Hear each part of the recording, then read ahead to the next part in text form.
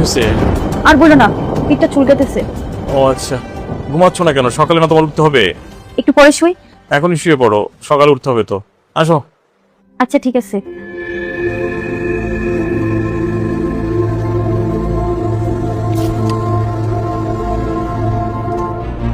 এই তোমারে বলি কি আর তুমি করো কি? কি করছি আমি? কি করতেছো তুমি? কি কিছুই বোঝো না? দেখো আমার কিন্তু ধৈর্যের বাদ পার হয়ে যাইতেছে। আজকে 8 মাস হয়ে গেছে তুমি যে হ্যাঁ লগে রং ঢং করতেছো, রাত্রে ঘুমাইতেছো, এটা কিন্তু আমি আর নিতে পারতাছি না। দেখো তুমি ভালো করে জানো তোমার আমি পাগলের মতো ভালোবাসি।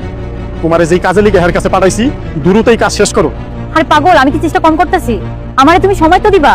এই কাজটা চাইলে কি হয়ে যায়? আমি কিন্তু একটা জিনিস বেশ করে ফলো করতেছি, তুমি বিয়ার পরে পুরোটাই চেঞ্জ হয়ে গেছো। তুমি তো বিয়ার আগে এমন ছিল না, আমি বলতেই তুমি অন্ধ হয়ে আসিলা। আর এখন কি না, তুমি আমার এই দিন দিন ভুলে যাইতেছো। তুমি না মানে ভুল বুঝতেছো। তোমার নীলিমা তোমারই আছে, এত বড় কাজ আমি নিতে পারতাছি না। আমি কি করব? আচ্ছা ঠিক আছে, তুমি আমার একটা সপ্তাহ সময় দাও। এক সপ্তাহের মধ্যে আমি কাজটা করবো না। তুমি 1 সপ্তাহ টাইম চাইছো না, তোমার 1 সপ্তাহ টাইম দিলাম।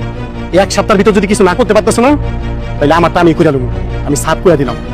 শোনো, ভালো লাগে না। এটা কি এত সোজা কাজ যে চাইলেই করা যায়?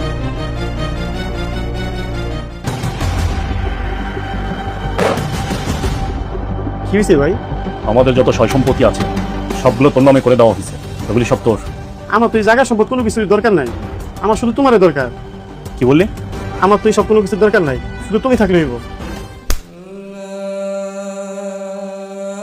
তোর সম্পত্তি চাই না, তোর আমাকে চাই। কত নাটক করবি আমার সাথে? কি ভেবে রেখেছিস? আমি কিছু বুঝি না। শোন তাহলে, আমাকে আপনি মাফ করে দেন। আপনার অজান্তে আমি বহুবার আপনাকে মারতে চেয়েছি। মারতে চেয়েছো কেন? আমি কি করেছি? আমি আপনাকে মারতে চাই নাই, আমাকে মারতে বাধ্য করা হয়েছে। কে তোমাকে বাধ্য করেছে?